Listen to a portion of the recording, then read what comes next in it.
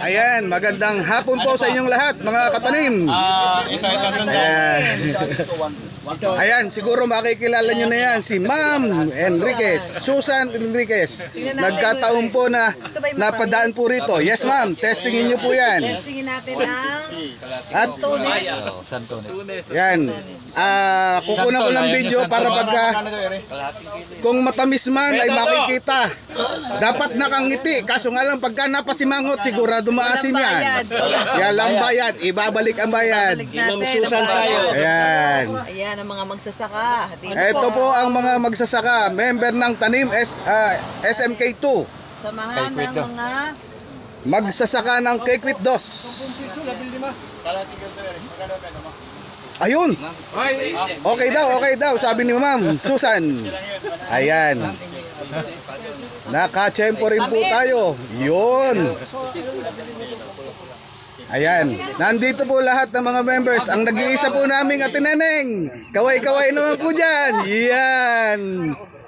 Ayan. Hindi pa ho kompleto to. Marami ho kami. Pero hindi pa ho lahat yan nandito. Nandito nga ho pala ang presidente ng Farmers Association ng Kekwit Uno. Si Kuya Romy. Ayan. Ayan, babayaran yung matamis daw, sabi ni Ma'am Susan. Ayan ho, si Kuya Charlie, Tatay Ponsing, Arvin, si Kuya Ben, si Kapitan Piling, kaway-kaway. Ayan, Toto, kaway naman dyan. Yes. Ayan, ang aming mga panday.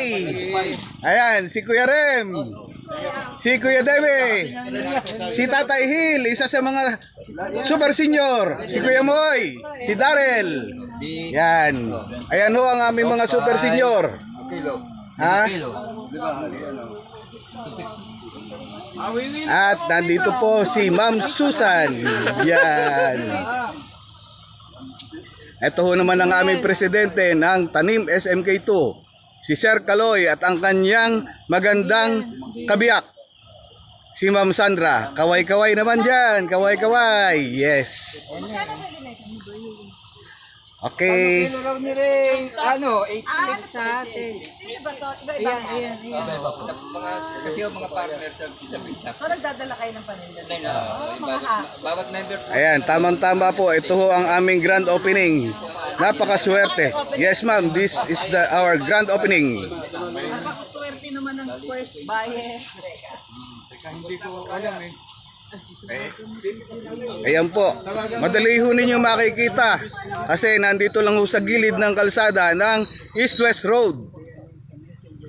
Ayan. Kaway-kaway dyan, Kuya Moy. Yes. Oo nga, ibig sabihin, tawagan mo pag-isibir mo. Op.